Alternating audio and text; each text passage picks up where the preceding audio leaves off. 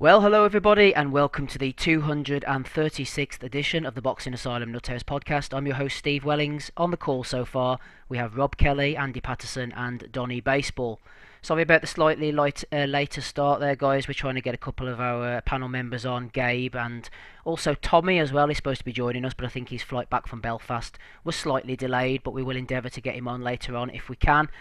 And he's absolutely blowing out his arse here, so I'm going to have to get him on first. He's sweating, he's got the shakes. A night in Belfast was hitting you hard, Andy. How you feeling? RAF, mate, rough as fucking arseholes, honest to God. Aye, good time. I mean, we made the best of a bad situation, I suppose. When in doubt, just get pissed. Aye, good chat. Obviously disappointing about the fight being cancelled. There was myself and Andy McCarr and his mate Tony, Aisha and Gemma. We were away looking for a shisha bar somewhere, and the word came through. We got an email saying that the fight was just off. The whole card was cancelled. So we bombed it back to Robinson's bar across for the Europa Hotel, and see a carnage. People were on their phones trying to figure out what's going on. We saw the pictures. We're like, fucking hell. I mean, what were the odds? And see, like the following morning, and I was getting questioned, and that she says, "Well, are you buying this excuse about falling in the shower and stuff?" I said, "What the fuck do you want me to do?" I says, I seen the injuries, I've seen the cuts, I've seen his teeth and that. I'm saying to myself, it's just a fucking freak accident. It's pure fucking. What were the odds of it happening? Nothing. You couldn't really do nothing about it. We got told that apparently when he went to hospital, he refused to take stitches because he wanted to fight. He also offered or told the doctors to take out his two teeth because he was that bad that he wanted to fight. It was his biggest payday ever. Obviously, medically, he couldn't get cleared to fight in that fight. And if he took a kind of skiffing jab that kind of didn't even hit his chin, but it just went like hit the bottom of it, it just opened up that cut immediately. So the right thing was to happen was to call the thing off. I don't think they could have went ahead with it, because obviously you got Channel 5 in the mix here as well. It's not so much like so you could actually just get the undercard to keep fighting or whatever. You've got TV involved here as well. I know Showtime were a bit pissed off about it and that, but what can you do? It was a good weekend. I spent a fucking fortune. Met some good guys, women as well, obviously. Good crack. A good session. Tommy let us down a wee bit last night by just basically basically had to get help back to the hotel a wee bit. Passed it outside. So what happens? You mix the Guinness with the lager and that, So that's what I can't stick to the one drink all night. But as you can hear it in my voice and that, I'm absolutely hanging out my arsehole just now. So I've seen like zero action. I've seen a bit of highlights of the Cloner fight, and I've seen Zhao Xiaoming getting knocked out. So that's about the best I can maybe add to it. So if you want to ask questions and that about what happened at the weekend, you just need to fire away, because my mind's a bit foggy, my throat's a bit fucked, and my arsehole. Honestly, can I just say, see Guinness shites, they are worse than Stella shites. I am kidding you not. I was like I was at church praying by in the toilet this morning. Fucking hell. Wait, so it looked like Tommy was passed out when it was still light outside. Tommy washed it within about what? Bar opened at 11:30. I think Tommy might have washed it by about 3:00. Well, I'm just in the picture that I saw him sitting out on the thing or whatever. It looked like it was still light. Like it didn't look like it was something that was taken. It was still broad daylight. I mean, it doesn't get dark over here in the summertime to about what? Back at 7, back at 8, probably at this time of year now. Oh, after that, yeah. It's after that. Yeah, nice. Well, see, the thing is, he doesn't like flying and that. So obviously, he had a few beers before he got on the plane and that. As Rob says, man, he didn't mix the Guinness with lager and that, and then fucking take shots and baby Guinnesses and all that type of shit. It just doesn't happen. Andy, just going back to the fight itself, obviously there's a few conspiracy theories floating about. I think they are born out of the fact that Carl had failed to make weight by a pound earlier on the day. That just added, smoke, didn't it? Yeah, I mean, I ended up in a fucking pizza restaurant about 1:00 on Saturday morning, and some of the folk were just going, immediately they says, well, he's a pound overweight and that, and do this is a conspiracy and that. And then the best I ever heard yet was apparently there was an arrangement to take him outside, take Gutierrez outside and give him a fucking kicking, so the fight would be totally called off. I was like, oh, fucking hell. But no, I got told that, well, people said that the reason why he didn't make weight was because he doesn't want the Guy Russell fight. But I don't think Guy Russell's going to hang about at that weight for much longer anyway. So he'd got a vacant title shot, possibly against Josh Warrington, who knows. But that might be the reason why he didn't want to make the weight, because if he thought that Gary Russell Jr. was about to vacate the title, he would be, in the immediate position to fight for a vacant title. If he missed the weight, he wouldn't be the mandatory. You know what I mean? Yeah, no, well, I think he might even get shipped for the WBC rankings altogether. Well, you see, that's what I was going to say, Andy. If he's coming in a pound over the weight, surely the WBC or punish that unprofessionalism rather than reward him with a vacant title shot. Well, what I was surprised with, actually, when we came out after the weigh-in, and I think it was Victor Loughlin I was talking to, he says he wasn't even going to attempt to try and lose the pound. So if he's not going to attempt to try and lose that pound, that to me tells he's had a hell of a time in camp trying to make weight as it is. Maybe, as I say, I'm not being two-faced by saying this. I said this to Blaine McGuigan last night. I said, I think Carroll's got one foot out the door.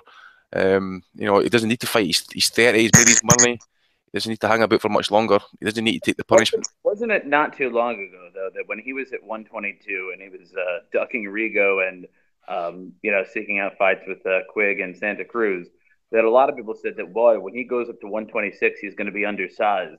That a lot of people can cut a lot of weight, and there's going to be, people that are bigger than him at 126 who can kind of muscle him around or whatever. Now he can't make 126. I feel like people were saying those things about a year ago. I think he could make 126, mate. I just think it might be motivation this time. As I say, my personal opinion, I think he's got one foot out the door. He's made his money. He doesn't need it. He doesn't need to go in and take punches. He doesn't need to go into training camp for 10, 15 weeks or whatever and try and make weight or whatever. He doesn't need to do it. He fought most of his career under the featherweight limit, and knowing the tragically unfair situation where guys in the lower weights don't really get as much attention and as much sort of monetary glory sort of showered upon them. How you say he's made his money? How much has he really made? I mean, what? I mean, a couple of million. Millions. He's made millions, mate. He could retire them now, and he could be totally comfortable. Plus sponsorships and stuff too. Yeah, he's got his money. His money is sorted for him. It's making money for him, and that's what I want to hear. Fighters make that amount of money. They've got it invested elsewhere, and they've got that money making money for them over the course of a month or every couple of months, and that he'll get some money back in that. So that's what I want to hear. I don't want to hear about fighters fucking making millions and losing it on that. So he's got his head screwed on that way, and that he seemed like a kind of smart kid in that regard. So you got to give him it. Donny, yeah, just regarding what we were talking about there, Shane Finnegan had sent us the message earlier. I think you saw it as well. Kenny Egan and Andy Lee were both saying Frampton weighed in overweight to avoid the mandatory position with Russell Jr. A point for the pod. It sounds like inside information. If that's not going to happen and Russell moves on or whatever, what can we see Frampton doing next, Donny? I mean, Lee Selby seems to be the logical next step that a lot of people seem to think is going to happen. Yeah, I mean, that would be a good fight. That makes a lot of sense. I mean, also, I was told, I think we were all told that they were close with doing the Santa Cruz #3. I don't know exactly what the hang-up was, or whether it was the venue and whether it was going to be in Ireland or America, or whether it was going to be that they were going to be splitting or whatever. I don't know exactly what the hang-up was, but I thought that they were close and that maybe, okay, they couldn't get it this time. Maybe they can get it next time. I think that Selby is probably... I mean, all right, Selby's really big at the weight. I don't know. Yeah, he presents a challenge, but I mean, I think that Santa Cruz is probably sort of where his ultimate destination is. I probably would take Frampton to beat Selby, so I think that maybe he might be comfortable taking that one first.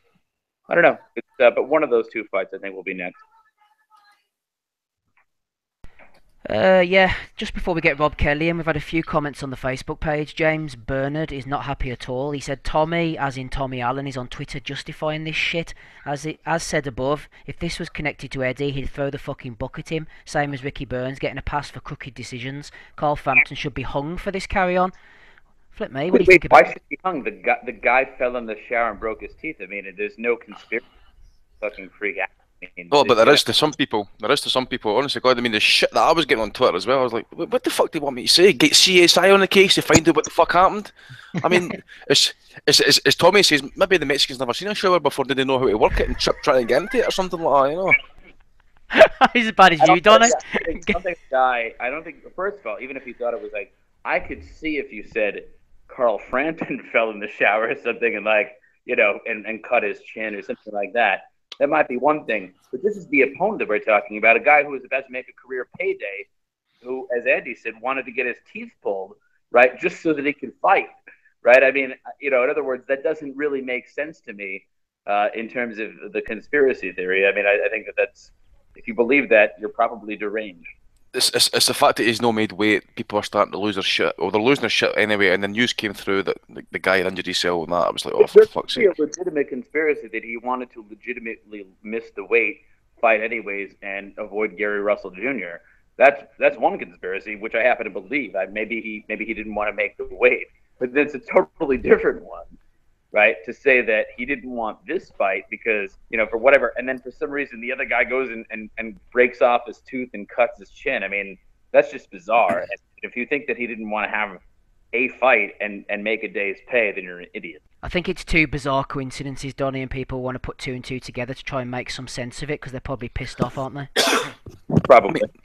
I mean, I'm pissed off. Well, I wasn't really pissed off. I mean, I really wasn't, because when I saw the pictures, I was just like, what are the fucking odds? What are the chances of that happening?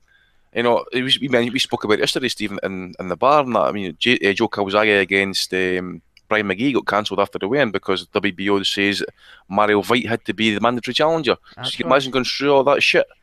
So it's nothing new. These fights getting called off after Abraham collapsed at a weigh-in once. The fight had to get rescheduled. So I didn't recall people giving like a Serling shit or Frank Warren shit for that. So just because Eddie Hearn is caught a lot of flack, and quite rightly for that Sky show this year, right? Whatever the fuck, it's got nothing to do with Eddie Hearn. Absolutely the fuck all to do with him whatsoever. Just because people are kind of eating Carol's shit, conspiracy theories and all that sort of stuff, because it's Barry McGuigan and that, or the cyclone promotions and whatever it is, people have got, they've got issues against them. But I really don't know. But I don't know what the fuck it's got to do with Eddie Hearn, because at the end of the day is if it was a main event, if it was an Eddie Hearn show there last night and that happened to one of the top event fighters, now what the fuck do you expect people to say or do? You can't dish out fucking dog's abuse for it. You can't do it. It's just a fucking freak accident. And I suppose the good thing that came out of this, we now know that the Shivers have got a fucking bigger knockout ratio than Paulie Malignaggi. Just a few more comments off Facebook. Darren Craig said, bizarre and yet convenient at the same time. Cyclone Promotions come out the worst in all of this.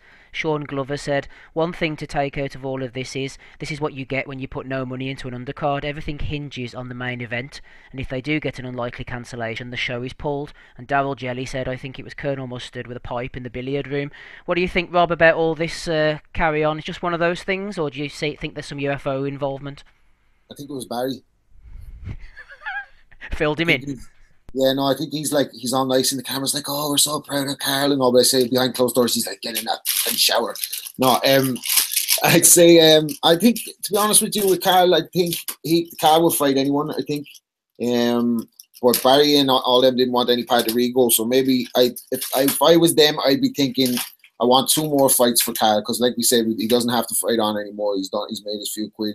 He has a great legacy if he was to retire now. So I think they're going to look to maneuver that Selby fight, get Selby where he's tight at the weight, possibly give him the strongest chance of beating him, even though I think he'd be favoured to beat Lee Selby anyway. Beat Lee Selby, set up the Santa Cruz rematch, and win, lose, or draw, call it a day. That's what I think. That's what Rob thinks. We've also got Joe O'Neill on the call from irishboxing.com. It's always good to have Joe. Didn't get a chance to talk to you over the weekend, Joe. Unfortunately, the fight was pulled before we met up. What do you think about this whole thing? Hey, Steve. Sorry, I didn't make it up. We had our accommodation booked, but I didn't make it up last night. We decided not to, and I heard you had a good enough night. The gang is. Yeah. Jesus. It's a sickener, isn't it? I'm thinking, like, the conspiracy theories are getting on my tits a bit, to be honest. Like, there's, at any level, like, I'd go again. Like, I don't think there's any sort of, I don't think Frampton missing weight, I don't think there was any ulterior motive there whatsoever. Like, we were, press conference day, we were talking about Barry and Shane, and they both talked about how Frampton had a bad camp. For at least a good portion of it, he took the longest amount of time off before going back into camp, and he'd gained the most amount of weight, and he was sluggish for the first 2/3 of the camp. And then, of course, he came into it in the last month and was knocking people out and whatever. But I think he just gave himself, he just had too much to get off in the end, and it was just more of a miscalculation more than anything. Even the whole avoiding Russell thing, because it makes it sound like whoever won the fight on Saturday, if it had happened, was going to be put in a straitjacket and flown over to Maryland to fight Russell. Like, to be honest, WBC final eliminator, like Frampton is already the number one. And I think I was when the press conference announced the fight, me and you were talking about this, that Frampton's number one, but Leo Santa Cruz is the diamond champion, the mandatory. And we were sort of hypothesizing that Russell might be moving up, and then Frampton number one, he was just solidifying his number one spot there, and then Frampton and Santa Cruz was maybe going to be for the vacant title, one of those like the Klitschko Joshua vacant title unification sort of thing. Then in the meantime, the Selby fight seemed to warm up a teeny bit, but yeah, I'd like to imply that he missed weight to avoid Russell, even though a win wouldn't have put him any closer or further away from fighting Russell, is a bit silly. Like people always see the eliminator tag on a fight thinking, oh, that must mean he must fight the champion next. But eliminator just means that there are two fighters in the top 15. Like number one against number 8 in a non-final eliminator doesn't mean anything. Like White and Chisora was a world title eliminator. They were like 14 and 15th in the rankings. It doesn't, like, there was no, Russell was never part of the plan. I don't think. I don't know about yous.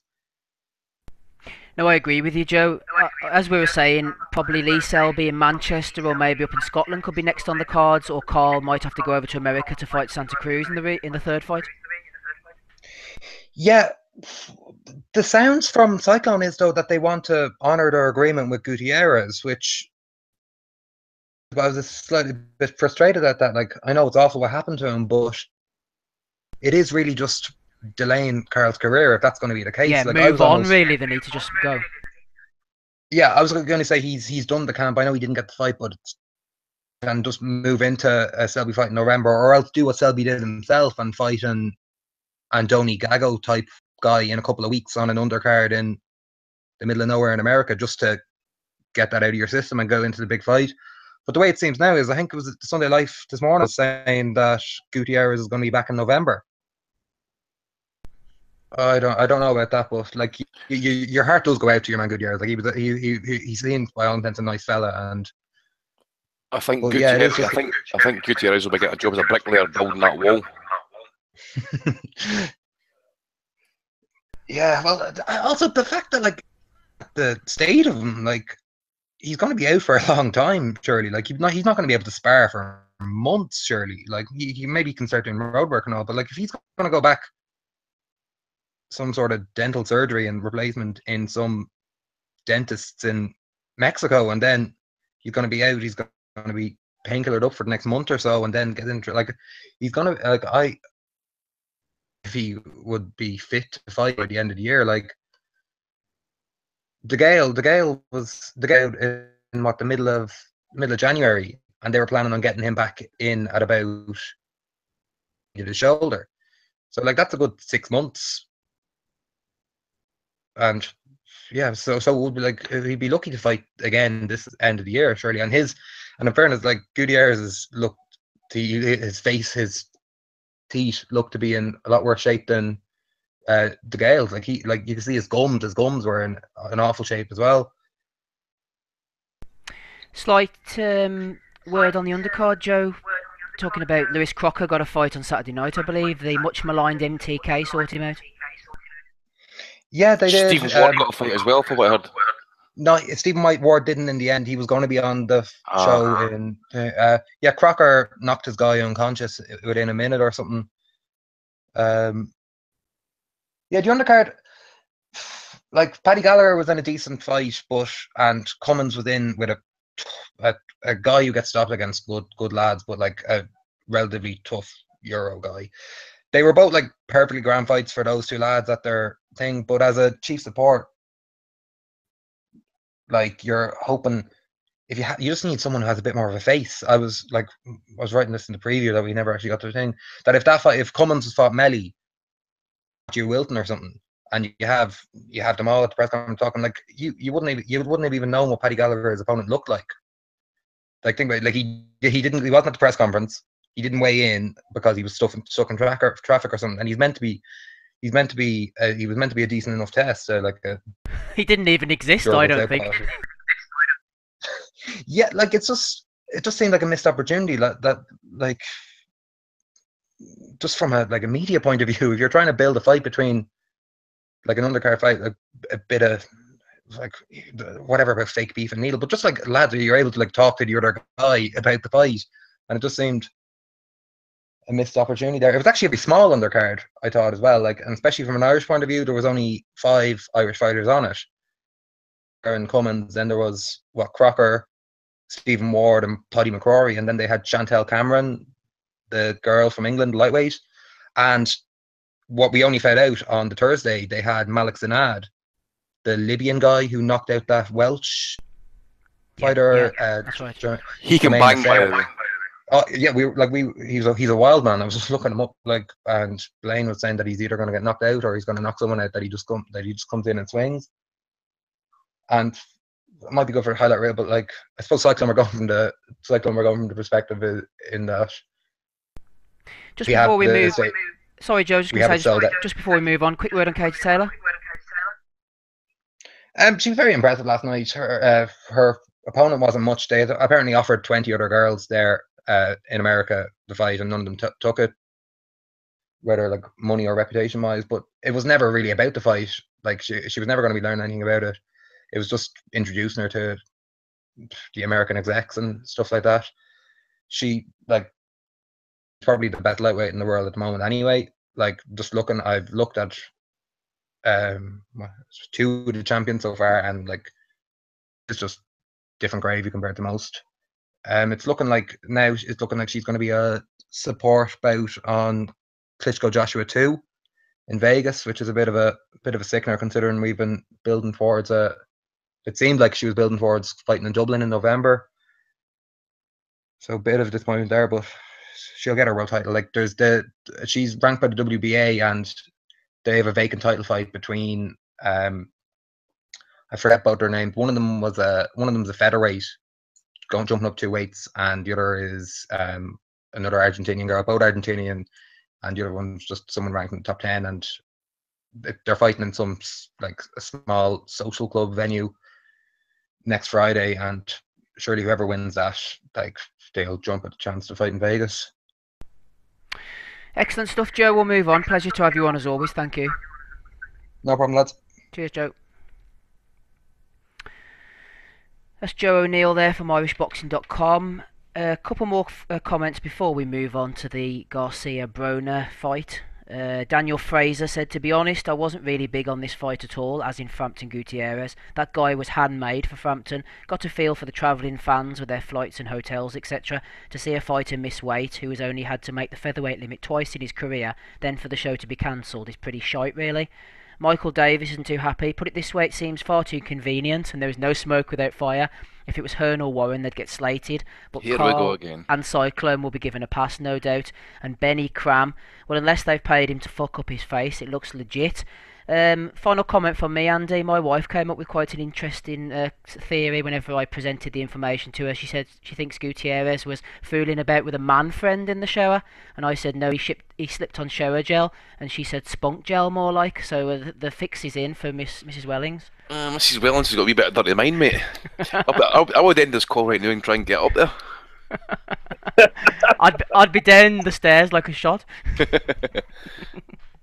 Yeah, I've said my piece on it and stuff. I mean, end of the day, unless like cycling had like a massive bill on or whatever, or like known names or whatever, and that they've not got that big a stable. So, what was you done? Would you have Conrad go ahead and act as a headliner for that fight? Who was he fighting? Was it Sabinski? Was it Robert the Polish guy? Smiazbinski couldn't do it, Andy. Couldn't do it. He couldn't do it, mate. He couldn't do it. I mean, it would have been damned if you do, damned if you don't. So either you put the fight on, or the card ahead. You put the card on, sorry, and people moan about getting shortchanged, or you cancel the whole card and everybody's fucking moaning about fucking getting shortchanged. So you can't really do anything about it. And see, to be honest, man, they were all gutted. Everybody was gutted. So what the fuck else can we do? I mean, as I say, I believe it's legit.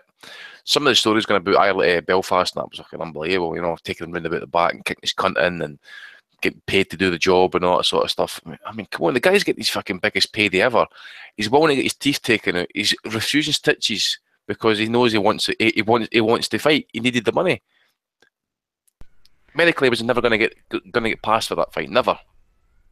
Yeah, I was telling Dynamite Dave Lee last night there was a story from years ago, I think it was the 80s, there was a boxer from South America called Cristanto Claus España who was based over in Belfast with a few of the other Panamanians and South Americans, and he was out for a jog one day before a fight and a bunch of Belfast hoods set up on him and give him a beating. So it's not unprecedented. Gutierrez might have got a digging. True. Rio was something on the YouTube channel saying, did the fighters get paid? We were discussing this yesterday, I think, Steve. I think they get a percentage, because they made weight, or those that made weight will get a percentage of the purses. Well, that has been the case in the past. The percentage towards training expenses is paid if they do weigh in. That is stipulated under the contract, but I'm not sure if that's the case every time, to be honest. There you go. Oh, that beer's good, by the way. Oh. Right, Donnie, any final comments?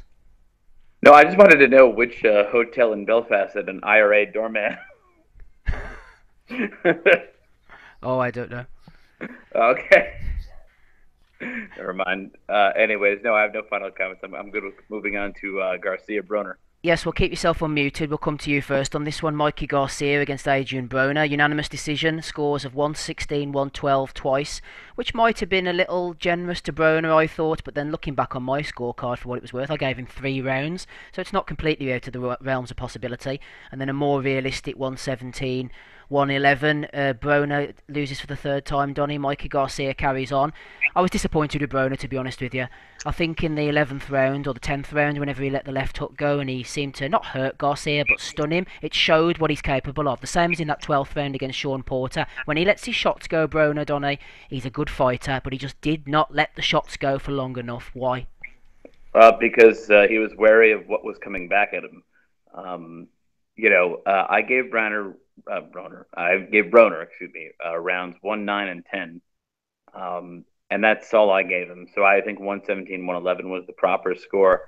I knew that he would be in the fight all the way. I knew that that he would not get knocked out because he does have a good chin, and especially in the late rounds, he usually does try to to muster a rally. Sort of one last hurrah or whatever. But I mean, even then, it's always sometimes like he's fighting a rising tide. So yes, he knocked down Sean Porter, but he didn't do anything as a result of it. He hurt Maidana a little bit at the 11th round of their fight, but he didn't follow up on it. I mean, he's always good at putting together just a little bit of a rally late, but never enough to get actually the job done. And it's always too little too late. I mean, I think that it turns out, I think that Garcia, even though he didn't knock out Broner, I think that the verdict on whether his power carries up to this weight is an affirmative yes, because clearly Broner was intimidated by, like I said, what was coming back at him. I thought the only chance that he really had in the fight was that he had to get inside.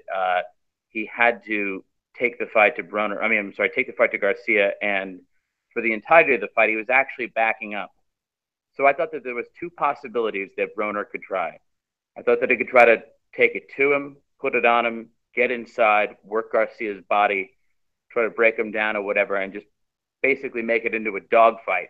He did have a slight bit of a size advantage, and he could have muscled him around inside. But what turns out is that his inside game is, lacking if you're generous, and non-existent if you're going to be harsh on him. So he wasn't able to do that. And so I thought the other possibility was maybe we'll come out and we'll see a totally different Adrian Broner. So we won't see a guy who's flat-footed. Oh, hey, Gabe has just joined us. Wonderful.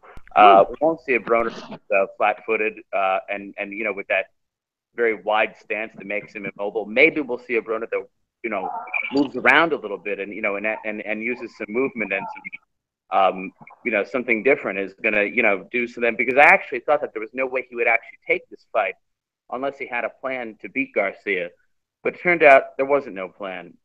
There wasn't any plan whatsoever. I mean, he clearly took the fight because it was the most money that he could probably get, at one particular point in time. And I know he does have 6 kids and probably has a lot of child support obligations, and maybe he just needed the money, and he fought like somebody who took the fight because he needed the money.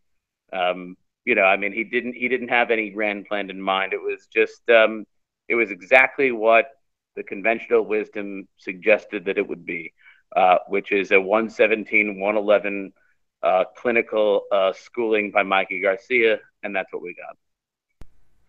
Thankfully, Gabe's finally jumped on the call with us. It's good to have him on. Before we bring Gabe in, I want to go to Rob Kelly on this one. Rob, as you know, I have took some flack in recent years. I was a believer in the powers of AB. I thought he was going to be the next Mayweather, but then, really, if I break down his resume, it doesn't look good. You got Ponce de Leon, a fight that a lot of people thought he lost. You've got the Escobedo fight, which he completely screwed Escobedo up on the scales and basically said, you ain't getting no payday unless you fight me at this ridiculously inflated weight. Eloy Perez was too small. DeMarco was probably his best win.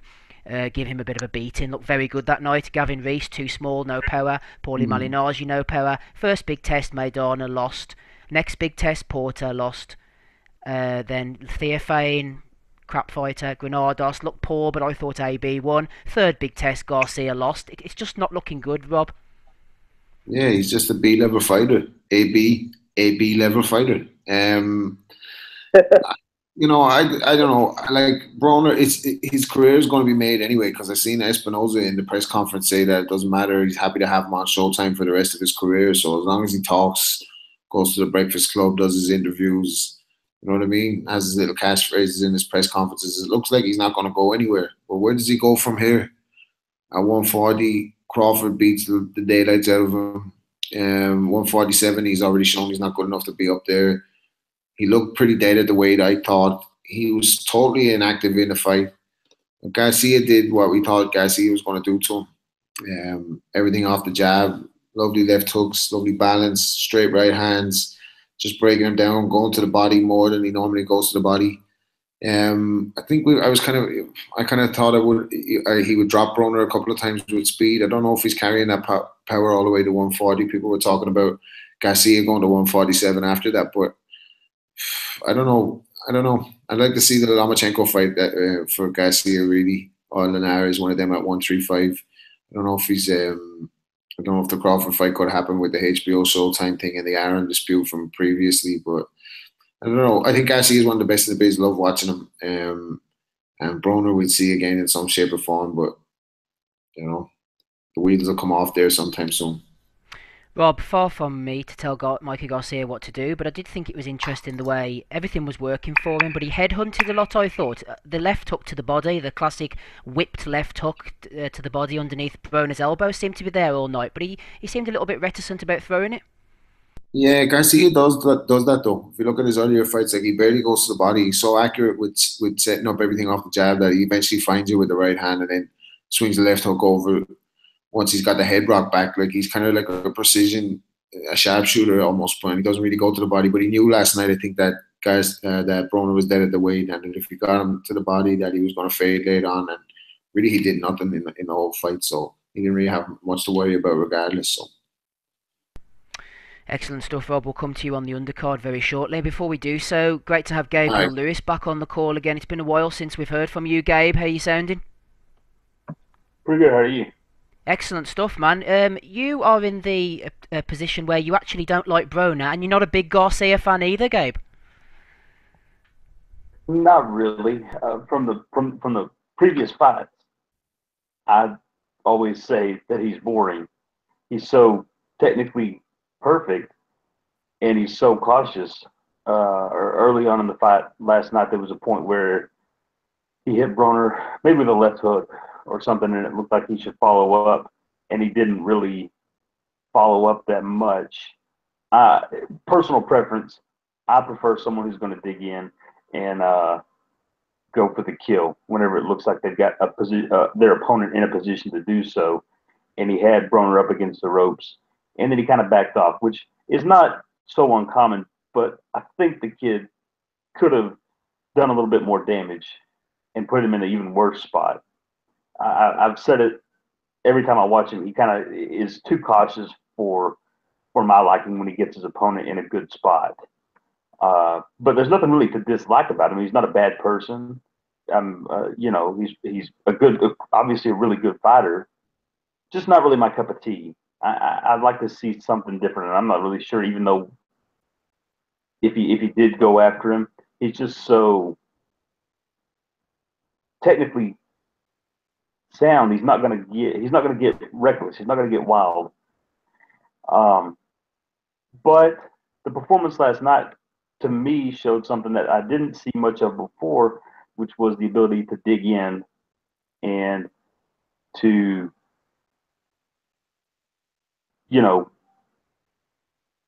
go for it, so to speak, in terms of not just being a stand-up jab, straight right hand kind of fighter. That's usually what he does. And I think before the fight, you know, I said he's going to either jab Broner to death or he's going to be so basic Broner can find a way to beat him. And obviously, the first statement was correct. I thought that the Broner would be able to find the fight and make it a little bit better than it was, but I really have no clue as to why I would have thought that. I mean, looking back, there's no reason to think that he could have done anything different than he did, which was stand there and let the other guy tee off. You know, every Broner fight where he wins, he does the same thing. The guy tees off on him for a minute, and then he comes back with a left hook, right hand, or something along those lines. So once his opponent kind of stops throwing, then he comes back, and usually he's been quick enough and strong enough, and the opponent's been defensively lackluster enough for him to get some scoring shots in and maybe stun his opponent or get him, you know, in a little bit of trouble, something along those lines. But he couldn't do that last night. I mean, he hit Garcia a few times with some good shots, and it didn't really do anything to him. So Garcia showed a great chin, showed that he can do a little bit more than just the 1-2, using the body work, and then just being busy. I mean, to me, the busyness was the thing that carried the fight. Broner got outthrown by like 400 punches or something outrageous like that. Yeah. Yeah, that's huge. I mean, to me, that was the biggest thing. You could see a lot of them were getting blocked. He was hitting Broner on the hands and on the arms and stuff, but he was just so busy. He looked great. There's nothing I can do to take away from him last night. That performance maybe kind of flipped me over to his side a little bit more than I was previously. But I always thought it was just so basic that a great athlete could have capitalized on how almost sterile he is. I mean, that's the best word I can think of, just sterile and so by the book. I think at some point a great athlete can beat him, like Lomachenko. That's a great fight. But Lomachenko's not going to take the fight. He's not going to take the Rigondeaux fight, which is one that Rigondeaux's clamoring for on Twitter, you know, and you know whose camp I'm in on that one. But I think that's one of the best fights that could be made at the weight is Garcia and Lomachenko. Although I don't know if Arum will do that, you know, seeing as to how Mikey was with him before and then basically sat out for, what, 2 years? Yeah, well, this is what I was going to say, Gabe. Obviously, Mikey did say last night, you know, he's going to fight at 140. He'll drop down to 135 or up to 147 for the right opportunities. But the problem is, obviously, as you mentioned there, the Bob Arum situation, isn't it? And, you know, and especially regarding the Crawford fight, you have the same issue as well. Yeah, I think that's one of the issues that you have to look at. It seems like lately there's been more fights being made between people that aren't in the same promotional stable, so to speak. But I just don't see that happening. I don't think Arum wants to do that. And I damn sure don't think he's going to do anything to put Lomachenko in any really dangerous spot. And I really don't think Lomachenko wants to be in a really dangerous spot either. I think he'll continue to take the fights that look decent on paper, but as far as unifications, big time fights, I don't see it happening. Well, to be fair, when you say Lomachenko doesn't want to be in a dangerous fight, this is a guy who wanted to fight for a world title in his second professional fight. I mean, he wasn't content to take the normal, scenic route through things where he would fight 10 or at least 15, maybe 10 nobodies before stepping up and actually taking on a legitimate professional opponent. He had some experience in the World Series of Boxing without headgear and with, was it 5 or 6 round fights? And so So, I mean, I don't know if I would necessarily say that he's not ready to step up, but at the same time, because he's taking that step up, he expects a certain amount of money. And then so there's that factor. Remember the fight with Walters had gotten scuttled at least once or twice before it finally, right, it never actually happened, did it? Yeah, I thought that was more of Walters being the stumbling block on that. Walters, Well, right. always asking for the ridiculous amounts. But what I'm saying is that, in other words, it didn't happen for when it should have happened because, I mean, it never. There was all that money or whatever, and Lomachenko got signed by Arum at the height of the Al Heyman signing bonanza, where the market was totally distorted, and in order for Arum to sign him, he had to give him ridiculous amounts of money because he was a blue chip prospect with 2 gold medals, and everybody around him was getting so much money that it seemed like an sound investment at the time. But now it's maybe not a sound investment because now the amount of guaranteed money that Lomachenko's on is not, it's probably too large to make the big fights happen at that level. You got a great point. That is a really good point. I didn't never consider that. Yeah, you're damn right. That's a big one. I don't know. I think there's a lot of things that'll keep it from happening. Go ahead. No, I was just going to say I'm just going to bring in Andy briefly, but feel free to stay on the call for as long as you're able to. All right. Andy, I know you haven't seen very much of this fight between Broner and Garcia because obviously you've been travelling back and forward, but I've had a question coming on Facebook from Simon Alevy. He said, biasness aside, Andy, who would you pick to win right now out of Josh Taylor and Adrian Broner? He said biases aside. No way. I'm going to go with Josh, mate, obviously, because he's got the far better output, far better foot movement. Plus his hands go, as I says. I sat at the airport with Andy McCarr and Tony. We sat and watched the highlights on YouTube before the flight and that. Just purely off the highlights that I've seen, Garcia looked dominant. Uppercuts. I seen a couple of good left hooks to the body and stuff. I just think that Broner was a guy for this fight. Because he's never been a great volume puncher, has he? I think people kind of go a wee bit kind of overboard with the fight against DeMarco. He kind of threw a lot of punches in, but he's not a 140 fighter, and this is a guy. He's just simply trained to make the weight. He's come in 2 pounds under the contract limit, and he's overcooked himself, I think. And I don't rate Broner. I'm trying to give him a wee bit of pass in that, but I've always said that Garcia was going to win this fight.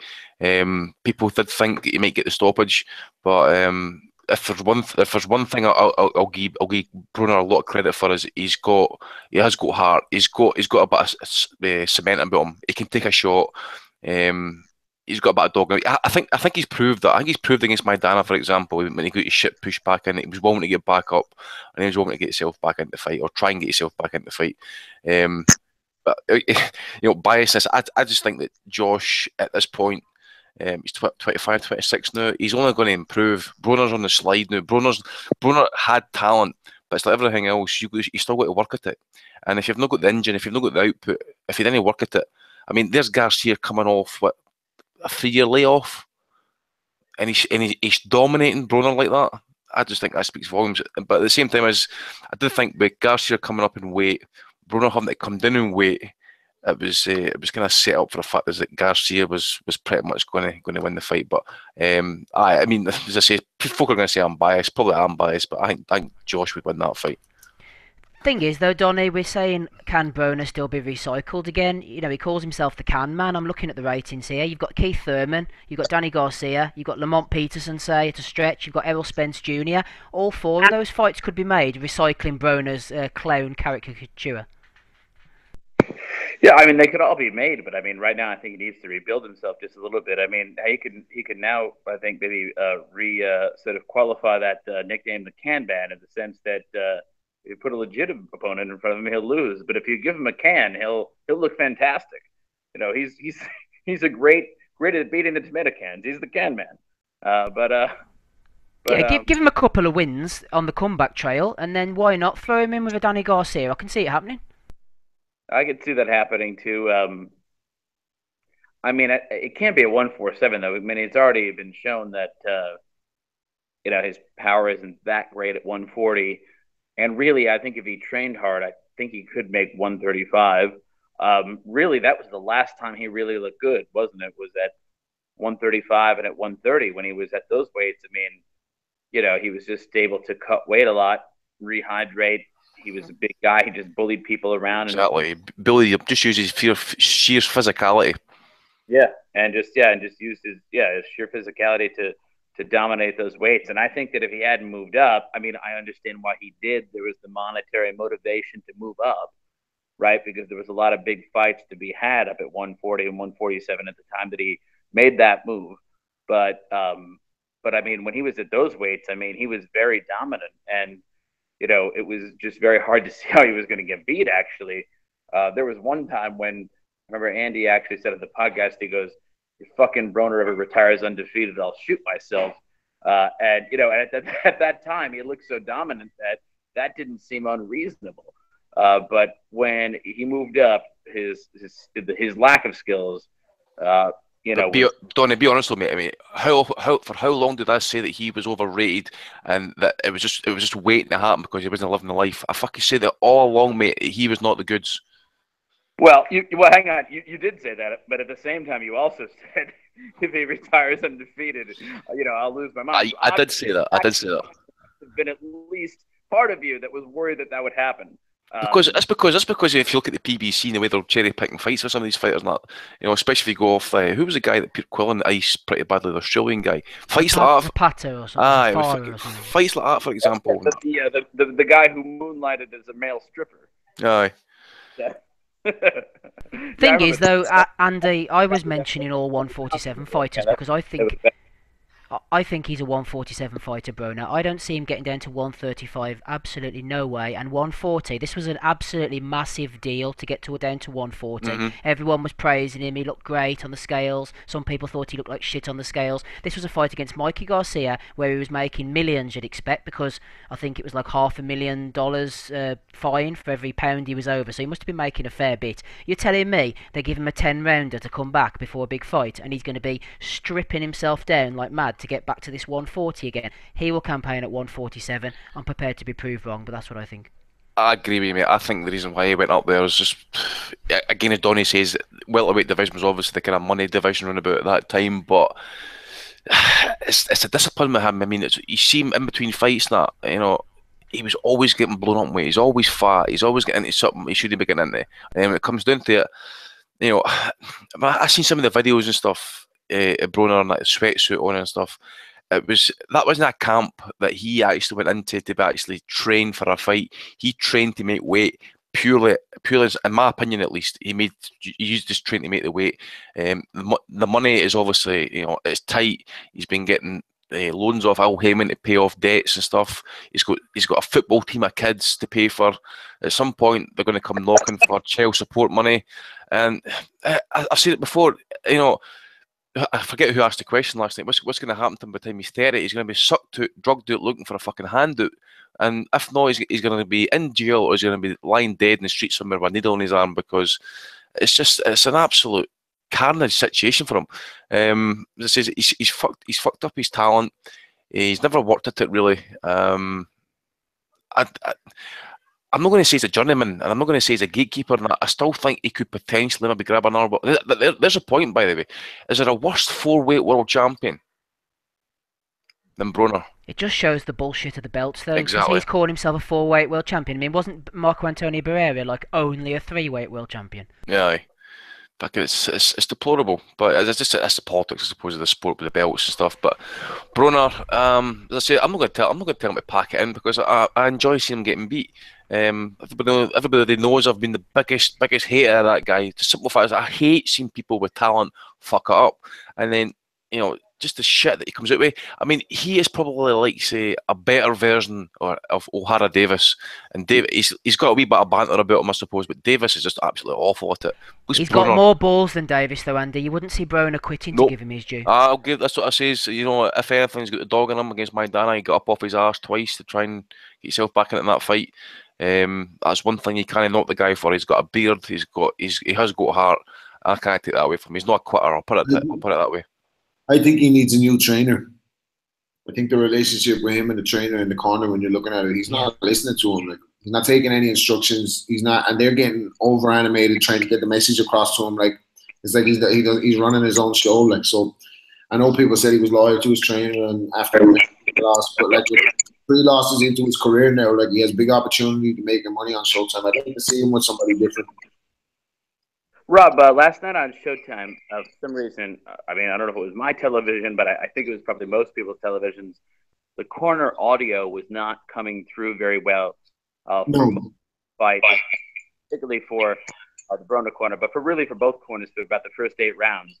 What were they telling him there? I mean, when he was clearly losing I'm not sure what they were actually telling him, but I could see they were animated in telling him that he needed to, up the ante. He needed obviously more output.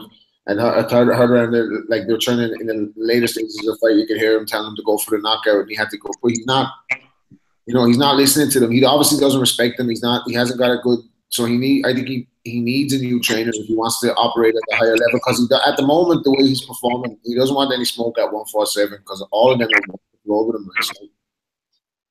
Yeah, the 140 drop right now would destroy him. Yeah, to me, I know business out there. It's either 140 or potentially lower, which I know would be difficult. But yeah, 147, especially in any division that has Spence, he has no business at, because Spence is the real deal. I mean, he's the class, and Spence has knocked him out in sparring. Everybody already knows that. I mean, that's like the worst kept secret in the history of sparring, is that Spence had him, basically like, falling down to the ground, and like at least like 6 or 7 people have personally said that they witnessed it. And that was when Broner was getting ready for Maidana, which should have told us a lot then, but it was just a rumor. But I mean, and since it's been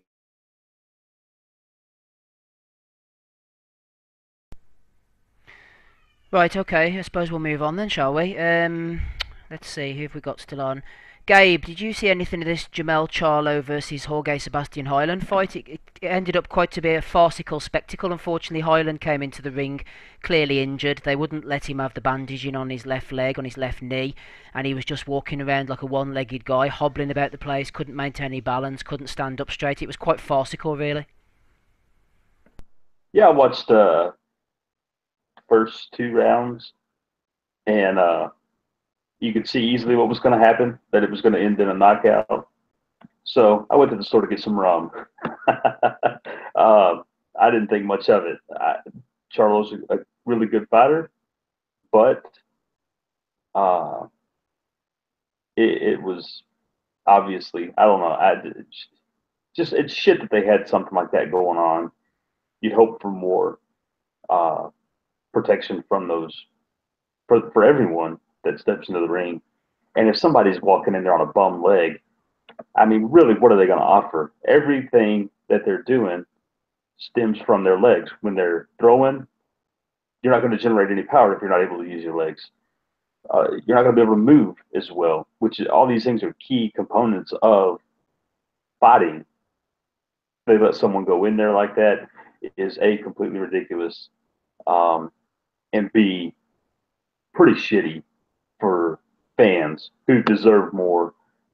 If I had paid the price to get a ticket to go to that show and I saw something like that, I wouldn't be pleased at all. It was just, I don't know. It was bullshit, but yeah, I don't know. I don't know why we should expect anything different.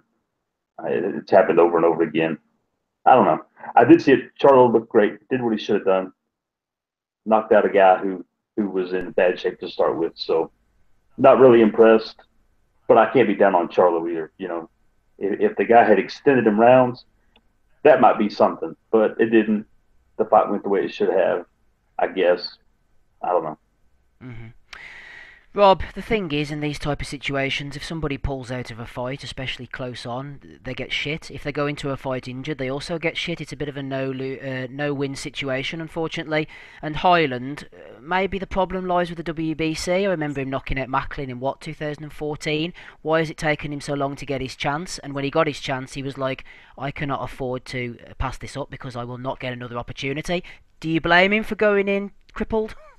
No, I mean, I think it's definitely the top three fights of people against one-legged guys. You got Cotto against Sergio Martinez, Tony Bellew versus David Haye, and this is bringing up the rear in third place. It was the good Charlo brother. Good to see him. Thought he was gonna. I thought he would have won the fight anyway. He looked like there was a bit of a disparity in class, but like, I don't know. You feel sorry for the fighter in that position because he's on a big stage. He's getting an opportunity, and he's just injured. And the fighter in him is making him take the fight. I remember my friend actually Oisin Fagan when he fought Amir Khan. That's right. Even though he was heavy underdog in the fight, he actually broke his leg in the second round and tried to fight on. You know what I mean? Because he's a maniac. But haunted him, didn't it? That haunted him. Yeah, big time. He never got over that one. Shout out to Oisin, great guy. But he got up and tried to fight on with even a broken leg. So the fighter in these guys makes him want to try and seize the big opportunity when it's there, and you just got to feel sorry for him. But I still think he would have lost the fight, Highland. I think he would have probably got stopped anyway. And Charlo does look good, but we don't really know what he's like at 160 based on that performance. But he looks okay. Yeah, Donny, I just endorsed Rob's comments on Oisin Fagan. Couldn't meet a nicer guy. But just going back to this Charlo Highland fight, Charlo's gone up chasing the Triple G fight. I think he'll be a reasonable test for Triple G. I'm glad to see him up there. He's fast, he's strong, he punches hard, he has a bit of devilment about him. But I mean, look what he was in against. It was difficult to watch.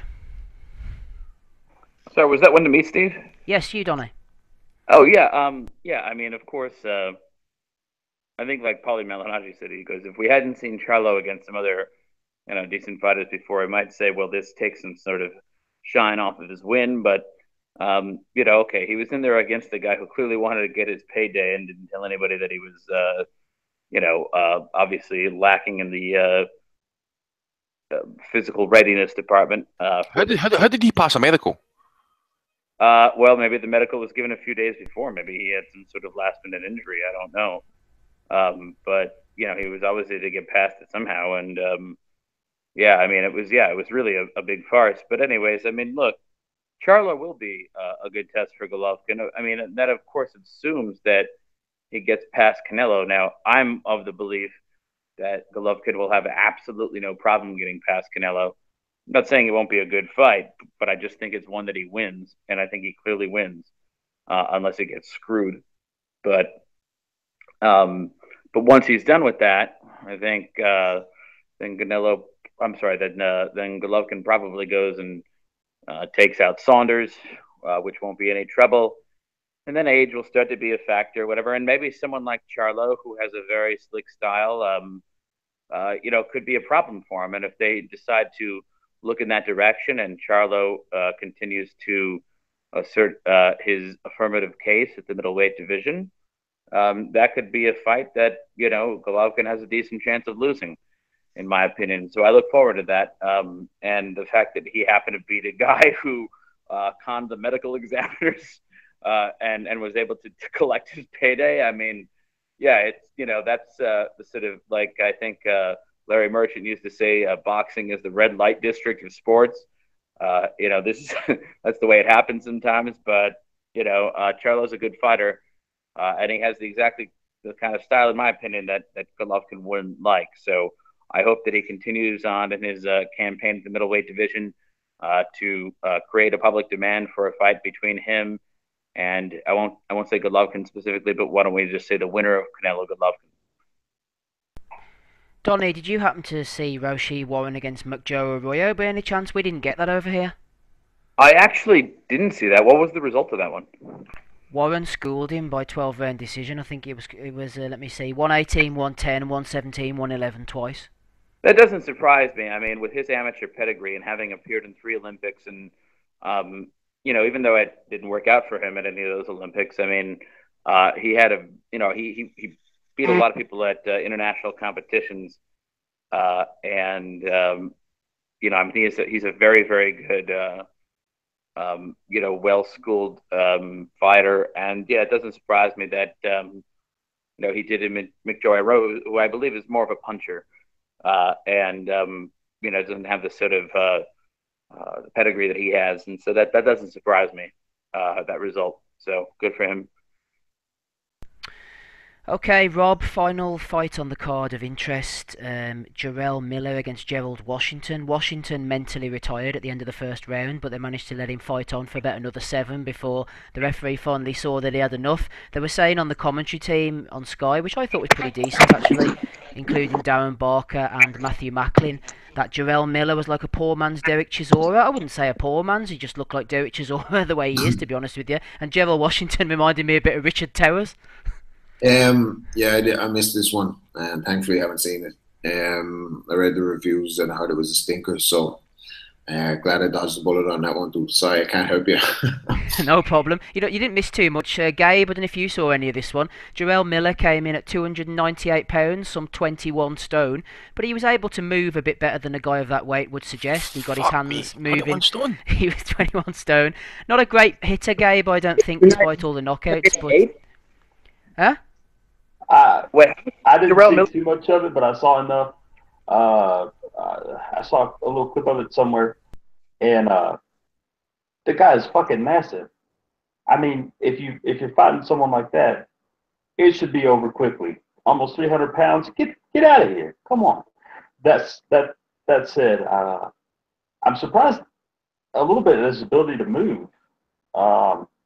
You'd think that he would have just, I'm not saying he was, necessarily nimble, but you'd think that it just would have been a complete disaster for really anybody to come in at that kind of weight.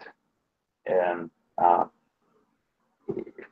don't know. I don't see a whole lot of real big upside for the guy. He'll do a maybe a Chris Areola type career, but I didn't think much of what I saw. Just a few bits and pieces of it. No probs, Gabe. Donny, final word to you. Gerald Washington had the physical size and reach advantages, and you would have thought that his main aim would have been to get the jab pumping in centre ring and try and keep Jarrell Miller back. The problem was... let me just stop you right here. Maybe you want to give the final word to somebody else. I didn't see it. It wasn't... I didn't see it. Am I the only person who saw this fight? Sounds like it. Right, anyway, what I was saying was Washington should have pumped the jab, but he hadn't got the strength and conditioning and the stamina to be able to see the fight through, so he kept on dropping back onto the ropes and letting Miller come onto him. Right, hopefully, I wouldn't bother going and watching that fight, everybody. Andy, I know you haven't seen it anyway, so we'll not worry about that. One fight that you have seen, Andy, I was watching it just before we came on air. WBO World Flyweight title action, Zhu Shiming. He tries to dodge the bullets, and the fact that he's pretty shit, isn't he? He's got no defence, no stamina. He got knocked out in the 11th round by the unheralded Sho Kimura. I mean, what the hell happened here, man? It was tragic at the end, wasn't it? I caught the last 4 rounds yet. I said to Paddy Barnes actually on Friday night when we found out about it. I think he knew beforehand, before I found out. But it's a shocker. Like, it is absolutely shocker. Even though you expect in China exactly, it's always been this way over the course of his professional career. He's never really been someone that's actually kind of like, lit the heather on fire. What the fuck was he playing that with the hands down constantly? And then he's just, did you not realise these Japanese guys are just got a kamikaze? They're just going to keep coming and coming and coming until they fucking try and get you out of there. The guy never stopped throwing, did he? To be fair to him, it was just constant, man. He was just absolutely fucking savage. And I don't. Is this a wee bit too strong a saying this? Do you think Shiming quit? Well, or was there something else to it? Technically speaking, he did. He just had enough, Andy. He just couldn't give any more. He was knackered. He had no power to keep the guy off him. He knew what was going to happen for the next round or two, and he just hung his head and he said, "You know what? I just can't give any more." And the referee stopped it. That's what happened. That's it. I don't know if he's still promoting Bob Arum or whatever, but no, he's not. He promoted this show himself. He's not with Arum anymore. As you know, well, he's going to find it hard because Arum got him that title shot. Even though he got beat off Ring Wrong for the IBF title. Arum got another title shot. It's going to be hard to get another one. But as you know, he must be 34, 35, maybe slightly older than that. Though. He is ancient for that weight division. I kind of feel sorry for Paddy. I know Paddy was wanting a third fight with him and stuff. I don't know if it's ever going to happen now. So big money fight, wasn't it? I think for Paddy. Aye. So I really don't know what's going to happen there now. But it is, as I say, it's a shocker to a degree. But because it's in China. Just the manner and how he got beat, because he's he's pot shot and he's running about with his hands down and stuff. It was like a bit like Sergio Martinez, you know how, but he wasn't as athletic with Martinez. He's still got the same head movement. He's not got the power. He's certainly not got the sneaky shots that Martinez could throw and stuff. But I just thought, you know, in the end, as you say, he's probably just he's gave what he could, and then either he's quit or the referee's looked at his eyes and just says, "Nah, you're done, mate," and that's it. He's called the fight off because he was doubled over on the ropes, wasn't it, at one point? So Yeah. it's a shocker, and to be honest, I really don't expect him to recover for this. Actually, I don't. It wouldn't even surprise me if he actually retires because, well, I would think he's made plenty of money. And he's obviously his box office in China, or so I'm told anyway. But he's going to find it hard to come back for this one. If he was still with Bob Arum, it might be a different matter. But if he's doing it himself, I can't see it.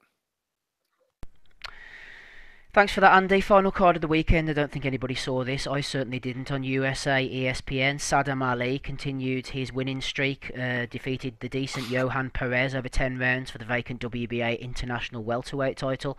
Alejandro Barrera also got a win by split decision over Eddie Gomez, who was a bit of a prospect back in the day. And Patrick Teixeira, I think, was last seen getting blitzed by Curtis Stevens, returned with an 8-round win over Andrew Hernandez. Decent little card from Oscar there. We're going to be discussing the Vasyl Lomachenko-Mariaga fight, which is, I think, is on ESPN as well next weekend, and a few other fights that are going on. Bits of news. We've got questions, Twitter questions, Facebook questions. It's not too late to get some in on Twitter if you want to, and I'll ask them to the guys. Who have we got on the panel? We've got Rob Kelly, we've got Gabe making a return after about a 3-year hiatus, I think it is, Andy Patterson and Donny Baseball. Don't forget, guys, to go over as well to the Facebook page and drop a like and leave us a review on iTunes. 5 stars if you can. If not, give us 1 star and tell us that you think we're a pile of shit. Okay. We've got some Bellew of the Weeks as well right at the end. Not too many though, so don't worry if you don't like that. Rob, let's hit you with a question from Paul Doyle. He said, what is the point, Rob, of Dillian Whyte fighting in America? No opponent has been confirmed, so he will get some bum with only a few weeks' notice. Even if he looks good, it won't make any difference, as it's too late to get a credible opponent. All in all, it will show that Whyte is just having a sparring session. Well, Rob, obviously, Paul Doyle has written this before Michael Grant was unveiled to the world. Yeah, that's about the right level for him as well, you know. No, all jokes aside, I don't know what's going on with Dillian Whyte. Like, you know, maybe Michael Grant is good at flipping tables over, and that's why he was probably the best table flipper over available. I don't think he's got the mental capacity to lift a table now, has he? Maybe not. Like, I don't know. That was scandalous, like, wasn't it? Was that seriously going to be made, or was that? I think it was before Eddie saw the backlash. Yeah. Yeah, well, maybe he's listening. Maybe that's a good thing. But no, that would have been preposterous as a fight. But Dillian Whyte's a guy that, to me, is a B-level fighter. Like, not even maybe. You know what I mean? And like heavyweights stink so much that he can get himself into the position. And look, I'm not begrudging the guy because I genuinely have a lot of respect for him for making a lot of money from not really having an amateur pedigree in boxing and turning it into something. But I don't want anyone peeing on my leg and telling me that it's raining. So I don't want anyone telling me that this guy's a legitimate. Well, so I just don't know what he's doing floating around here at the moment. Like, he's obviously looking for the payday, the rematch against Joshua. They've been floating that one to us for a while. If he's not, he wants a shot at Wilder or Parker. I mean, I don't know. He just went life and death with Derek Chisora, didn't he? So. Do you know what I wouldn't mind seeing, Rob? Him against the imitation Derek Chisora from last night. Stick him in against trash-talking big baby Jarrell Miller, man. That'd be fun. Maybe that might give him a bit of a profile in the States and actually put a bit of spice on a potential Wilder clash. I mean, he's good enough to fight Wilder based on Wilder's other opponents. So, you know, maybe he's gonna get a shot there, like while Joshua's occupied elsewhere. But I don't know. I don't know who's going to fight in the States. Who do we reckon? Who's in the frame for it?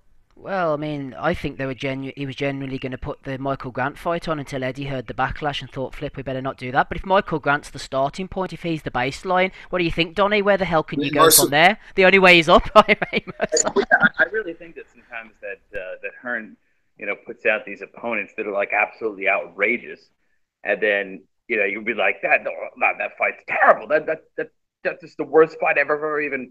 I can't even believe that they're serious with this. Are they trolling? And then he retracts it, and it comes back with like slightly less shite opponents, and I mean only slightly.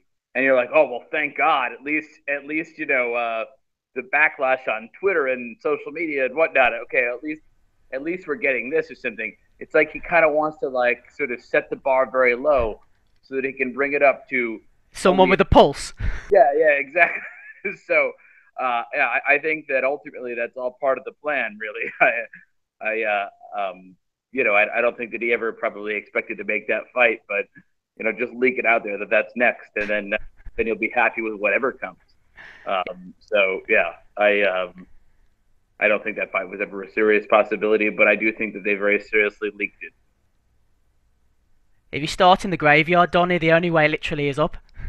Yeah, pretty much, exactly. Gabe, I don't know if you remember the fantastic back and forth war that was Adonis Stevenson versus Tony Bellew at light heavyweight, but Liam Wynn is asking you, Gabe, who wins out of Adonis Stevenson and Tony Bellew up at cruiserweight? Hopefully Bellew destroys him and retires his ass. I don't recall what you just talked about. At cruiserweight, though, I don't know. Adonis is a big guy. I just prefer to see Bellew completely blow him out. Adonis Stevenson, I don't even watch the guy anymore. Nothing but crap. Should be fighting, the best guys around, but he just continuously gets big paydays for subpar fights. I don't know. Honestly, if I'm looking at it, it's a pretty good chance for Stevenson if he can perform the way he does with all the lower level fighters that he does. But I think I'm going to go with Bellew. I'm just going to go with Bellew. Bellew says, Gabe, just a clarification, Makech, one of our regular listeners, is talking about Zhu Shiming. He said Zhu Shiming is a broken man. He should focus on the business aspect of the game. He's now 36, which is quite old for the lower weights. Did you want to add something, Donny? Yeah, I mean, I think that he always was focused on the business aspect of the game. I mean, Aram's a guy who had won 2 gold medals. Was it 2 gold medals that he got? Yes.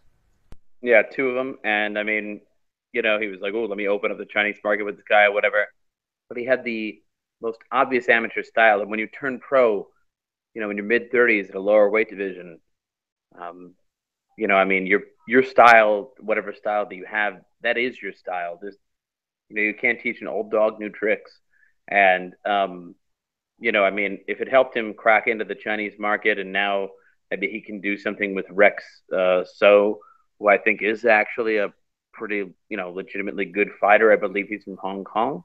Kamikaze fighter, that one, like. Yeah, fighting soon, isn't he? I see him against Jimmy Collin. That would be a fucking great fight to get made. Yeah, no, that would be a tremendous fight, and he's actually pretty good. And so, if Zhu Shiming was sort of the vehicle through which Top Rank entered the Chinese market, then that's great. But Zhu Shiming is an actual prospect. I think that ship has totally sailed. And I think we know that that's never going to happen. Andy, was that your money box I heard jingling in the background there? You must be saving up for the Fury versus Parker pay-per-view on ITV. I know, I just seen that there, ITV pay-per-view apparently. I seen the prices, £600 VIP. There is no way, there's absolutely no way that fight's going to sell out, and I wouldn't be surprised if that fight gets cancelled. But I think Tommy's planning on it, but he's going to hang on to he's going to hang on 2 or 3 days before the fight, before he gets 2 or 3 hours before the fight he should hang on. Possibly, but ITV pay-per-view, they've kept that on quiet. Do you know what the problem is, Andy? I don't think that people will view it as a legitimate world title fight. It doesn't feel to me like a world title fight. You've got Tyson Fury, who a lot of the casual fans will look at as the proper world champion. Then you've got Anthony Joshua in the public's consciousness, or he just fought Vladimir Klitschko. And then all of a sudden, you want the people to have another person thrown into their consciousness. Hughie Fury against Joseph Parker. I've never heard of these two guys. This is the heavyweight championship of the world. It's like fake news. It's like fake news, but then people who follow the sport, or even the casuals and that, who shout on Tyson Fury for Tyson Fury's performance against Klitschko and that, they knew that 75% of the belts were on the line for that fight. And then what happened?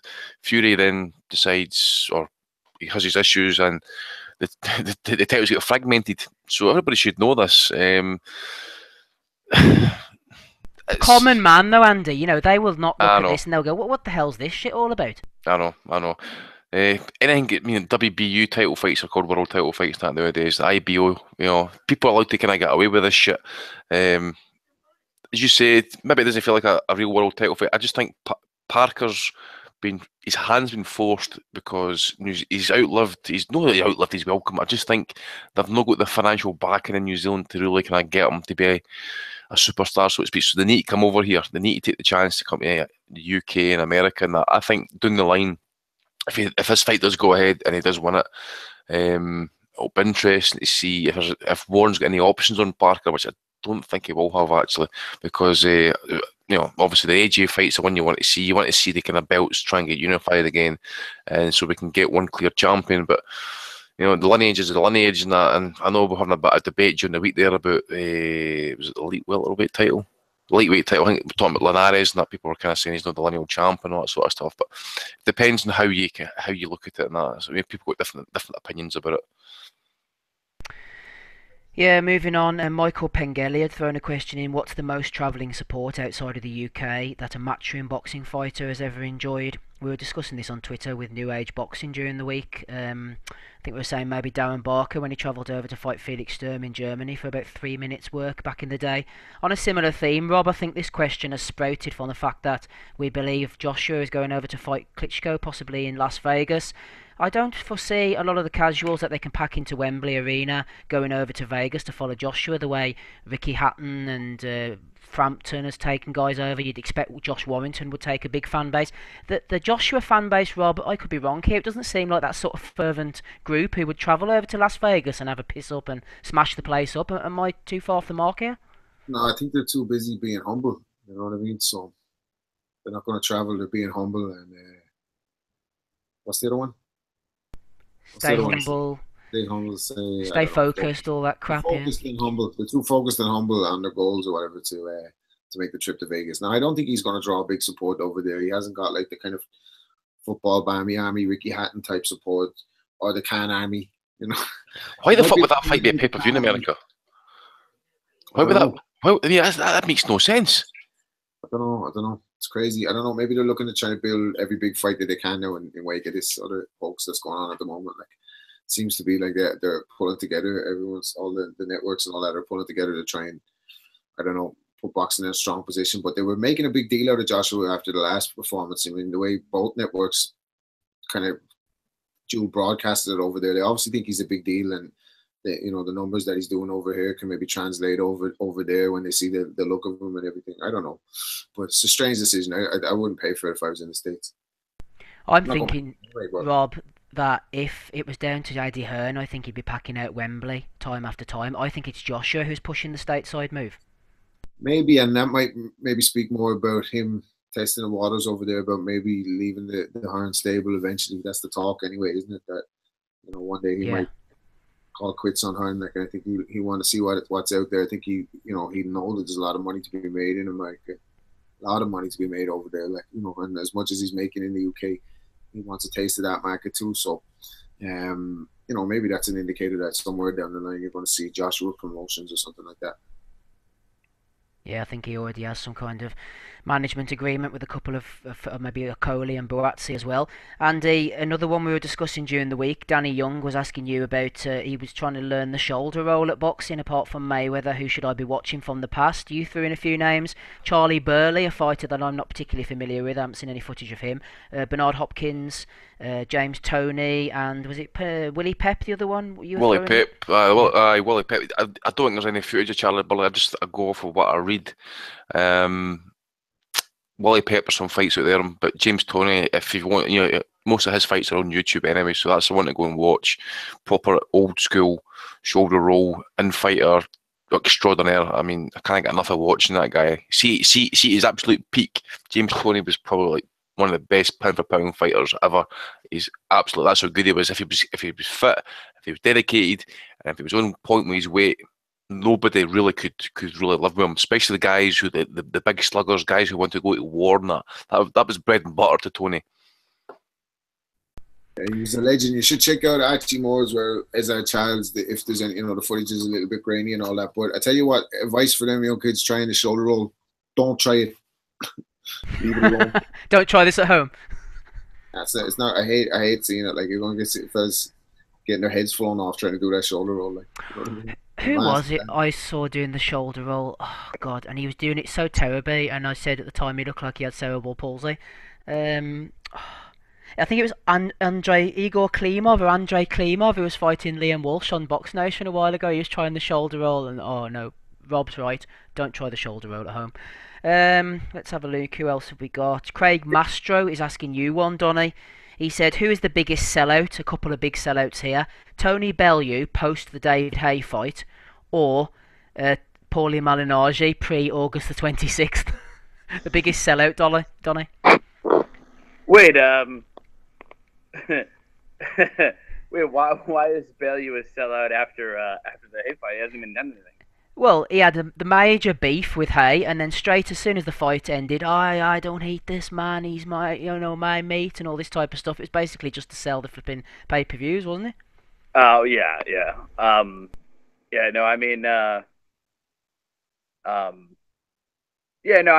think that happens a lot in boxing, though. I think the answer to that one's Malignaggi. Yeah, because he was very critical of the super fight on August the 26th that we're all looking forward to. But And then he that's jumped part into of- camp. You'd have been sparring in that camp, Donny, if he'd have come to you. Hey, if the money was right, why not? Yeah. It's all about the money for Donny. Oh, while you're on the line, actually, Donny, we need to talk about Tevin Farmer. He got shot in the hands, apparently, in Philadelphia over the weekend. That's not good for a boxer who uses his hands. Yeah, that's like a porn star being shot in the cock. Yeah, that's terrible. Wow, no one found that funny. All right. Anyways, That's a bit sick, Donny. no, no, I was unaware of that, but yeah, I wish the best to him, and I hope he recovers, with all deliberate speed. Sorry to hear that. If I was the cops, I'd be looking at one of Gervonta Davis's mates. No, I'm joking.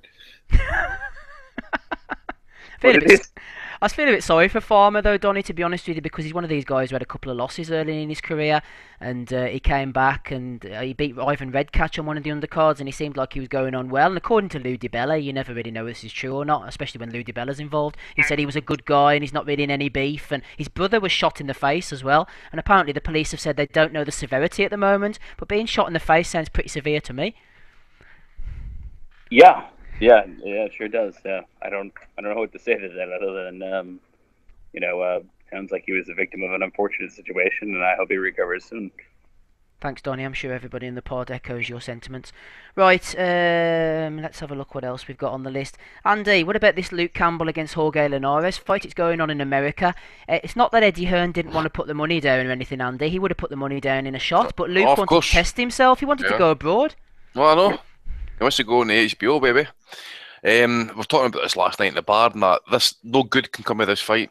Absolutely none, unless Linares gets injured, gets badly cut, because we know he's got thin skin and stuff. Campbell's going to get fired up. He's going to get lit up in this fight. I just don't see it. I mean, southpaw. I just think he's way wide open, especially for a Linares left hook, which he seems to be working on viciously now. So I don't see. Is that a mandatory title shot? Is it a mandatory title defence for Linares? I don't know, but obviously they're trying to get Campbell in a title shot. But yeah, he's at the #1 spot with the WBA and the WBC, I think. So, give me a shot, and then we can get it over and done with, and they can go back to fighting at European level or fighting Latvians and stuff like that. Because I've never really rated Campbell. I know he's an Olympic gold medalist and all that sort of stuff, but that's by the by. That was in London.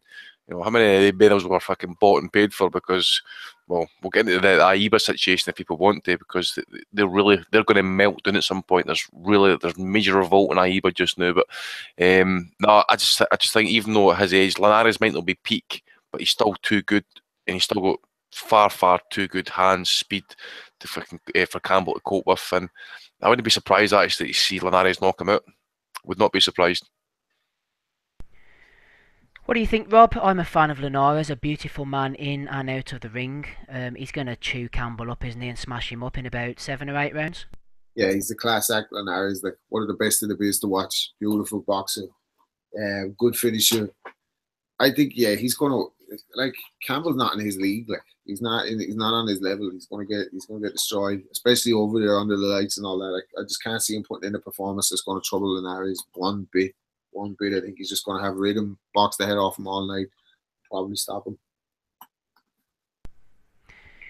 Okay, Michael Evans sent us a funny comment a couple of weeks ago, which I'd forgotten to read out until now. He said, I've played FIFA 2017 on the computer on Legendary mode. I lost 1-0, 2-0 and 3-0, but since I played at that level, am I now considered a legend at FIFA?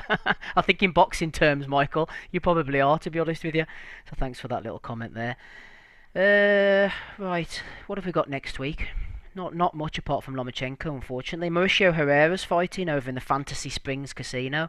Sounds like a good place on Friday night, the 4th of August, against Jesus Soto Carras.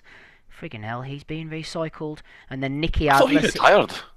I thought that too. He's took some beatings over the years, hasn't he? Fucking hell, that's what I'm saying. I mean, you used to see pictures of Soto Carras just getting absolutely blitzed out his box and going about with his top off and stuff like that. I mean, he's been in a few hard fights as well. He's gave a few hard fights back, but fucking hell.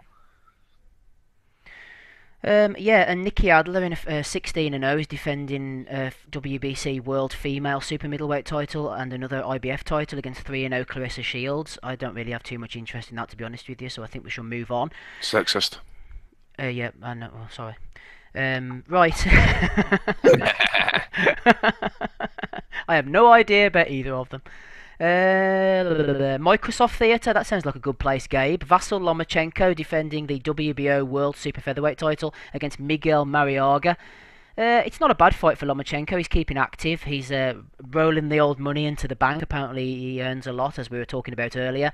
He should have too much for Mariaga, who's a tough guy, Gabe. We saw him in against Oscar Valdez there recently. He was in against Nicholas Walters a while back as well, I think. He's going to bring it to Lomachenko, but you can see Vasyl just running rings around him. Yeah, if he keeps the fight competitive, that will shock me. He's not gonna fight like Walters did and quit. Walters knew he was beat, but he didn't show any heart and try to keep up. I don't expect the same out of this fight. I think he'll keep trying, and I mean, there's always the off chance that he can swing wild, land a blow, and stun Vasily. But I don't see any of that happening. The footwork is incredible. The speed is incredible. I just like to see Lomachenko win with somebody that could challenge him. But really, aside from the fact that he's so good, I mean, there's very few people that are going to be able to really challenge him. So I don't see this being too good of a contest in the long run. Maybe I'll be proven wrong. Hopefully, I would like to see somebody challenge Lomachenko. He's just so far beyond a lot of other fighters that it's going to be hard to find anybody that can challenge him. I'd like to see, like I said, Mikey Garcia try it. I think him and Rigondeaux is maybe one of my favorite, fights that's probably never going to happen. Just to see two guys at the top of what they do, and their styles are unique. Neither one of those guys is classifiable. But back to the fight at hand, should be a blowout. Should be fairly easy for Lomachenko.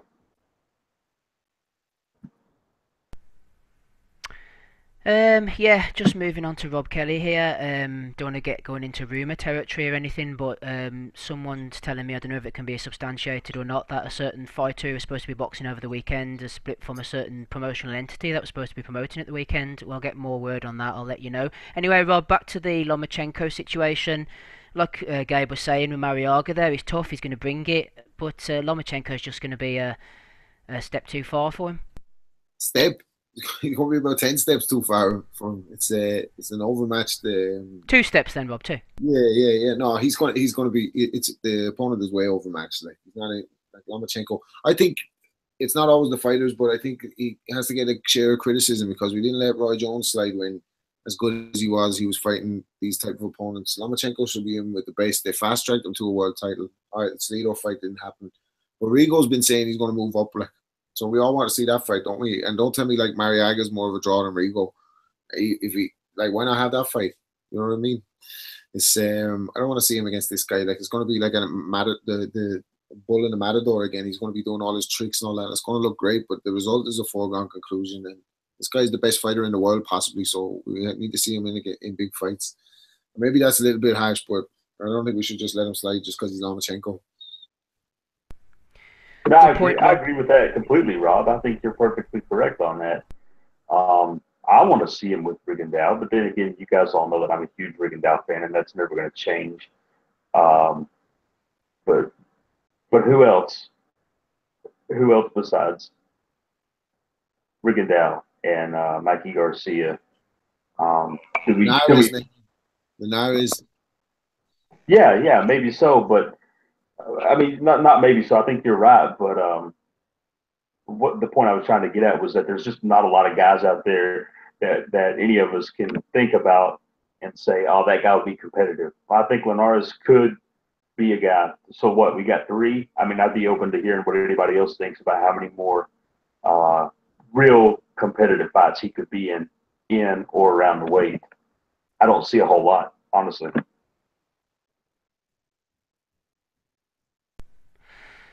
Donny, you're a boxing man through and through. I admire your judgment. What would you do if you were in Mariaga's corner? How would you set him up to beat Vasyl Lomachenko? What's the big game plan? He should get plaster of Paris, put it in his hands, take the padding out of his gloves like, Luis Resto, and maybe he'll have a chance. Oh dear, that doesn't sound too good, Donny. You're not too big on this fight then? You're not going to tune in? Oh, of course I'll tune in. It's on free television. It's on ESPN. I'll always be excited to see one of the best fighters, if not the best fighter in the world, ply his trade on national television. I'll be excited to watch. And even though if the result is a conclusion, sometimes the journey is a little bit more interesting than the destination. And it'll be interesting to see how he does what he does. And, it's like watching an artist. Would you watch a great artist painting? Of course you would. You'll watch Lomachenko fight this fight, even though you know he's going to win. You know what? I agree with you, and I can kind of see what they're doing with the ESPN thing, because I forgot that fight was going to be on ESPN. They're going to get him to showcase his skills, where he's clearly going to be miles better than his opponent and look fantastic, like subhuman doing it. But like I think that fight on ESPN with Rigo will be just as bigger and better for the public too. So yeah, the Pacquiao fight. So ESPN decided to do like a summer series of boxing. One was the Pacquiao Horn fight. The other one is this fight, and then they're doing another one later in the summer. I'm trying to remember which one it is. I can't think of it right now.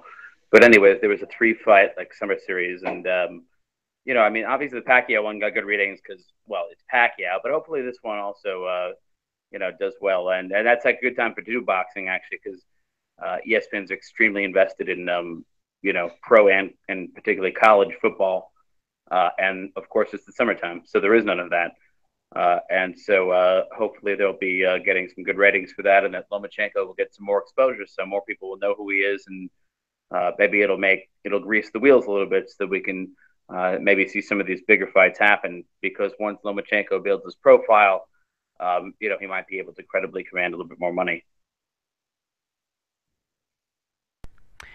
Andy, I can't remember where you sit on the Lomachenko train. I got a bit of stick on Twitter, which is absolutely fine, during the last fight against Sosa, I think it was. Even though I respect and admire Lomachenko and think the guy is an absolutely master tactician, I couldn't deny the fact that I was starting to get a bit fed up during the middle of the fight. I mean, that's just the way it was. I can't deny how I felt. I was starting to get a little bit bored, but I don't want to, talk the guy down. He's an absolute frigging master class genius at what he does. I'm a big fan of his, but I know what you mean. It's like watching Floyd sometimes. You can see that Floyd just absolutely toying with the opponent, and that he sometimes can get a wee bit bored with it. But I think the fact that he's maybe starting to stop his opponents and stuff like maybe that's a wee bit more to do with it. But what can you do? I mean, Salido rejected the $750,000 offer for this fight. You could blame Top Rank for not getting a better opponent, but I'm not saying he's great, but see, I'm a big fan of Oscar Valdez after fighting Mariaga, and he had the gut check that night against Valdez, but I can't see what Mariaga is going to do in any way, shape, or form. It's going to deter Lomachenko. He'll just give man goals. You say foot movement, it's just it's like sex in motion just watching the guy. I don't know if he'll stop him, mind you, but to say I can imagine a few people are not happy with the fight. I'm not really over enamoured with it myself, but I'll watch it because it's Lomachenko. I've been bigging the guy up since he was an amateur and that, so I've obviously got to sit and watch it. But he's going to do the business. But on the undercard, actually, I would say is that fight that Beltran's fighting against Brian Vasquez. That is a shocking fight. I mean, Vasquez is like, he's not active. I think he's not even fought this year. I think he's had like one fight or two fights in about 3 years or something. And Beltran's obviously coming off that drugs ban as well. So yeah, that nobody seems to want to talk about. Yeah, it's odd that, fucking really weird. Thing is about Vasquez though, am I getting the completely wrong guy? Wasn't he calling out Frampton a while back or something, saying he would step in on the fight that was supposed to take place last night? But this is up at lightweight. Is that a different Vasquez I'm thinking of? It must be. Lightweight. I'm trying to think. It's possible. I'll have to get his record up here to see what weight he's fought. Well, he's fought at super featherweight back in 2012. He was fighting at super featherweight as far back as 2014. So possible it was him and was trying to call Frampton out. I think he was, Andy. Yeah, I think he was. I don't know. Anybody else want to weigh in on this one on the undercard? Vasquez against Beltran, Christopher Diaz against Carlos Ruiz. It's pretty basic stuff, to be honest with you. Anything that interests you, Donny? I think the only thing that can interest us is the fact that it's on free-to-air TV. That's about the only thing. I think that's about right. Yeah. What's the deal with ESPN then? Are they going to be coming in with quite a few Bob Arum cards from now on? He's what was it? Who was not? He's got 2 fights arranged for ESPN. I forget the first one. Well, Lomachenko is one of them, but I forget the second one. They've made 2 so far. He's made. Horn was the first one. Aye. Well, what was that? I said there's a 3-fight summer series. One was Pacquiao Horn. That's the one. Aye. And then there's whatever the next one is, and for some reason it's actually a good fight. And I just can't put my finger on it. If I looked it up, I could probably figure it out. But I mean, this is good for boxing that you get these fights on free-to-air TV because talk about Eddie Hearn, saying I run boxing and all that sort of stuff. Well, you're starting to get other promoters getting fights on TV deals and that, and free-to-air TV. Maybe not so much ITV and that, but especially here and across the pond and that, we're getting a wee bit more extra boxing on free-to-air TV. And that's only good because we were all moaning about it last night and stuff. How come every fucking fight for Sky's end up on pay-per-view? The pressure they're under is unbelievable. And as I says, and for what I'm hearing, that McGregor Mayweather fight's going to end up on pay-per-view as well. On Sky. You gonna pay for it, Andy? I'm not fuck. I'm not even watching it. I'll probably download it or something like that the following day. But I ain't staying up for it. You can that I'm probably lying because I'll probably will stay up and watch it. But I'm not paying for it. Fuck that. I'll probably get the FBI to do it away for illegal streaming or something like that. Get on Redsies. Liam, who comes on sometimes. Aye. He'll be all over that, man, like bird shit on a bonnet. Yeah. Right, final comment from me just before we go on to the Value of the Weeks and get the hell out of here. A bit of a left field one, actually. I had a spare minute during the week, so I was rewatching the Pacquiao-Jeff Horn fight for some reason, and I want to give a shout out to Horn's trainer because, and also a shout out to Shane McGuigan. People have been quite critical of him in the past, and I thought that the way he dealt with the corner through the O'Hara Davis-Josh Taylor fight was very good. And a lot of the more high-profile trainers often get the props, and rightly so. But I think sometimes name and reputation can carry you a long way in this sport when it's maybe not deserved. Joe Gallagher. But I just want to give credit to Jeff Horn's trainer, a guy called Glenn Rushton. I was watching the fight again, and just the simplicity of this guy's advice, move to your left, keeping it nice and simple. Just an elderly, experienced Australian cornerman who saw what was happening and he had a really receptive, incredibly fit fighter who was willing to listen to him and was willing to implement a strategy. There was no egos involved in that corner whatsoever. He told him when he needed to pick it up, he told him what he needed to do, he kept it nice and simple. And you see all the A-side trainers with these big reputations getting the gigs, getting the props, and sometimes the knowledge runs a bit deeper in this sport, and you have your Glenn Rushtons who've done this job all their life, you know, in the boxing clubs, and these guys down at amateur level, and they just got that bit of experience. So I wanted to give a shout out to him. I thought he did an excellent job in that fight. Like I said, Donnie, it's a bit left field, but you know. It is, and also Steve, I was thinking to myself, what is the fight on ESPN later this summer that's a really, really good fight that's going to be on free-to-air television? And I just remembered what it is. It is the chance to have a four-belt unification and the chance to have an undefeated, undisputed lineal 140-pound light welterweight champion. So it's going to be Crawford versus Ndongo on ESPN later in August. So that one is going to be on there. That's the third of the sort of three-fight series that Aaron put on ESPN. Is that confirmed, Donnie? Because that's excellent. Yes, that is. That it is an excellent fight to have on free television. I think that's fantastic. That is a hell of a fight. I just looked it up right before Donnie was able to spit that one out. I'm pretty pumped up about that. I love to see all those titles unified, everyone, you know, with one guy. No bullshit, no multiple champions, one champion. And then I guess from there it'll be, I suppose, up to how long Crawford either stays at the weight or until all the damn belts get split up because of stupid mandatory challengers from guys that are ranked, you know, in the lower 50s of the rankings. Excellent stuff. Cheers, Gabe. Right, let's get the Bellew of the Week done and then we'll get out of here. I've only got about 4 or 5 on the list because I've been culling the casuals as seems to be quite popular. It's okay. Was it Peter Quillen or was it Danny Jacobs? I think who was the one that had Bruner up last night? That one. That's I've got that one, Donnie. It was Danny Jacobs. He said I might be a bit biased, but right now for Bellew of the Week. And that would be like about 1 to 25. No problem. We'll throw that one in a minute. First of all, this one's in from James Hay. He's nominated Kugan Cassius, who said, I got drunk last night and ordered this as my new debit card. And the background was him and Conor McGregor together. So he got a bit of grief from James Hay for that one. Also nominated by Box Royalty was Eddie Hearn. He looked dead into the camera and told an absolute whopper. Luke Campbell will knock out Jorge Linares, said Eddie. Eddie doesn't believe that, everybody. He doesn't believe that. This was a good one sent in by, who have we got? Harry Heath. Nigel Benn put up a picture on Twitter of him trying to give his son Conor Ben a kiss, and it said, come on son, just one kiss.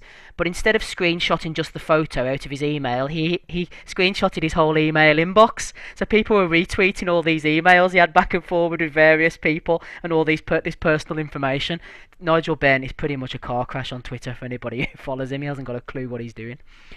Josh Hussey has nominated, who is it? The Knowledge, Spencer Fearon. Apparently he was trying to lick Adrian Broner's arse on Instagram, but he accidentally tagged in Broner's son instead of Adrian Broner himself. So Bellew of the Week nomination for The Knowledge.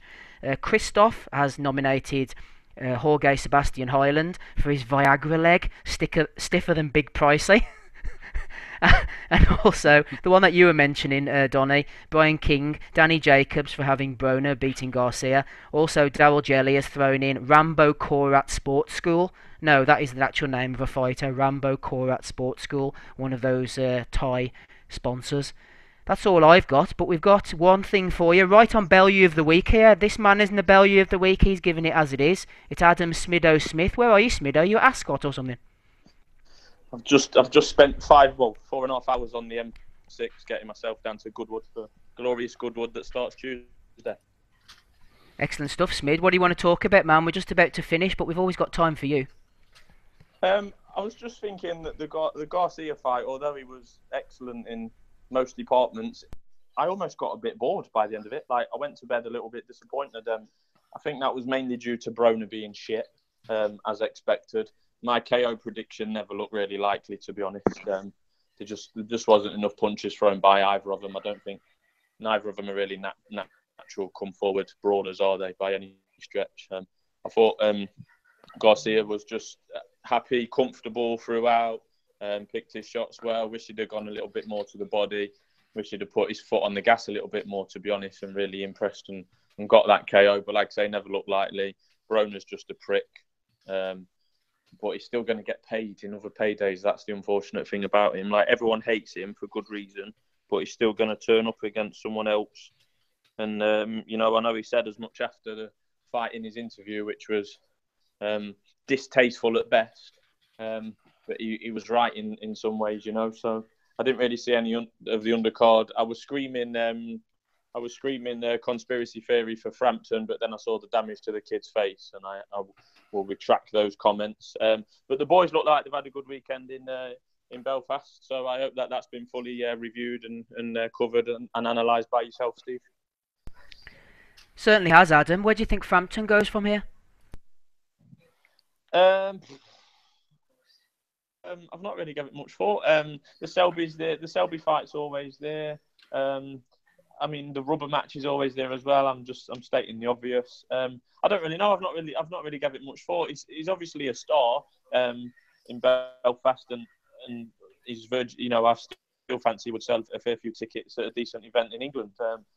He's got plenty of options. I don't know how serious are these theories that he's had a fallout with Barry. Is that true, or is just people putting two and two together and getting? We don't know at the moment. There's a few sources going about, but nothing substantiated. Yeah, he can't really go it alone. If he was to fall out with Barry, he's going to fall out with Shane. You would assume, so it'll put him in a bit of a mess. Obviously, he gets on really well with his trainer. So if he was to have fall out with the whole family, then it's a big upheaval in his career, and it could be the start of a spiraling out of control a little bit. Missing weight's not good by any stretch of the imagination. Obviously, he's already moved up in weight once. I know he's spoken about moving up in weight again, but not so soon and not so accidental. So I don't know. Maybe he's in a bit of limbo. I don't think he's going to have much trouble though. Like I say, he's a seller. He's exciting. And promoters on both sides of the ponds will want him on their show. He sells a lot of tickets. He speaks well. I don't think he's got many problems going forward, to be honest. Adam, I heard that there was some sort of unprecedentedly very, very strange movement on the lines last night, or even in the last 2 days, for Broner Garcia, where Garcia started out at, I'm using American odds, but minus 900. Maybe you can translate that for me. And ended up last night on some sites at minus 185. Yeah. It's just like, you would never see something like that. And apparently that happened. I was just curious if you could sort of provide some context for that as somebody who, sort of works in that industry. Yeah, well, it was, there's, for a fight of that magnitude, it was pretty unprecedented to my eye. In some of these lower level fights, we do get moves, especially with like fighters that are completely unexposed, maybe from South America or something like that. But to see it in this fight, where we know how good and bad both guys are, was very strange. In English talk, Garcia opened at a 1-6 favourite, and before the fight, you could get 8-11, which is remarkable, absolutely remarkable. And there was a lot of people on Twitter, myself, Shep, Tom Craze, were just saying we could hardly believe our eyes. I backed the KO at 2-1, and then someone went 2.5-1, so I backed it again. Obviously, I was wrong there, but it was really strange. And Broner came in a dry looking 138, and then his odds were still shortening as well. I just couldn't believe my eyes. I really couldn't. And I hope there's a fair few people listening to this who got on Garcia. I know he was still odds on, and a lot of us don't like betting odds on. You're not going to get rich quick, but it was very, very tempting. And I know, without giving too much away, I know for a fact there wasn't a stampede of money for Broner. So I really do struggle to find out where the substance to this move in the odds has come from. A lot of the time in boxing, as I've explained a couple of weeks ago, we don't really we don't have many experts doing the odds. So the people who are betting on it, i.e. myself and some of you guys, know more about boxing than the person actually providing the prices. So what tends to happen is they play follow the leader. So one company might have cut the odds on Broner because someone had £100 bet or something like that. It can be as low as that. Someone might have had £100 bet. One company have cut it, and then 10 minutes later, all the other companies say, "Oh yeah, you see Patrick over there. He's cut the odds on Adrian Broner. We're going to follow suit. Let's play follow the leader." And that's what I think's happened on this occasion, to be honest. Smido, just before you jumped on, we were talking Lomachenko next week against Mariaga. Everyone's going for the upset. Are you going to go against the grain and think Lomachenko wins? I don't even know who Mariaga is, Steve. Sounds like a dance, doesn't it? Yeah, well, is that just me being a casual or what? I don't even know who he is. He's had a couple of decent fights. He was in against Oscar Valdez in his last fight, and his other previous loss was to Nicholas Walters before that, so he generally loses when he steps up in class, and this is the ultimate step up in class. Absolutely. As many people do, I think Lomachenko is absolutely unbelievable. I've never seen anything like him, to be honest, and long may he continue to win. Is there anything else you want to mention, Smido, before we jack out of here? Yeah, not really. Sorry for busting up the schedule, but I just thought I would jump on. But yeah, crack on, Steve. Good job. No, we're just finishing up, Smido. We're always glad to hear from you, no matter when you come on. Has my mate Russ been on? No Russ at the moment. I'm not able to make phone calls, and he's trying to get Hangout sorted, but he hasn't managed to do it yet. Right, all right. Andy, did you want to add something before we finished? No, mate. I'm just cleared my throat there. Kind of froggy style sounding, you know. Sorry if my voice is. Andy, you sound horrible, mate. You sound horrible. I sound horrible. I feel 10 times worse, mate. Where's Tommy? Tommy's flight got delayed till 7 o'clock. He's literally in the door like 10 minutes ago. There, I just spoke to him there, So he's away to get some food and away to his bed. Fantastic. No, I think we did need to just summarise the Billy of the Week nominees and then just vote. Yeah, I think we're pretty much decided, Donny. I think unless anyone's got any nominations, we're just going to go for Danny Jacobs. That can't be beat, can it? Danny Jacobs, Smido, had Broner winning the fight last night, apparently. I just saw someone tweeted me that. Yeah, I just started the video. Yeah, that's fantastic. But to be fair though, he did qualify that statement. He said, "I had Adrian Broner winning, but I might be biased." Yeah, that's fair enough. Yeah, at least there was some acknowledgement of his own fallibility. Like he realized he could be wrong. I may like the guy. I could be biased. So I thought that was great. Fair enough. I think we'll go for Danny Jacobs. Anyone want to say any otherwise? No. That'll Definitely do. Danny Jacobs. That'll do, boys. I think we'll finish up. Thanks to everyone who's jumped on. Adam Smido Smith jumped on with us right at the end there. It's always good to hear from Adam. Donny Baseball as well, adding his nuggets of wisdom. Andy Patterson, under the weather, but he managed to fight out of his deathbed. Gabe Lewis as well. Great to hear Gabe after a few years off the pod. He's obviously been keeping himself fighting fit. You're always welcome, Gabe, by the way, to come on the show whenever you want. Appreciate you having me on, and we'll look forward to being back and trying to get back in the routine of maybe being a regular instead of a damn casual. No problem, Gabe. Thanks for jumping on. Yep, thanks to Joe O'Neill from IrishBoxing.com, and of course Rob Kelly as well, joining us as usual. No Tommy Allen, his flight got delayed, so we can't get him on. And hey to Dave, apparently he's travelling around Europe at the moment, so we'll try and get him on next week. All that's left for me to say is I've been your host, Steve Wellings. Thanks for joining us. We'll see you all next week. Cheerio. Aries of grass.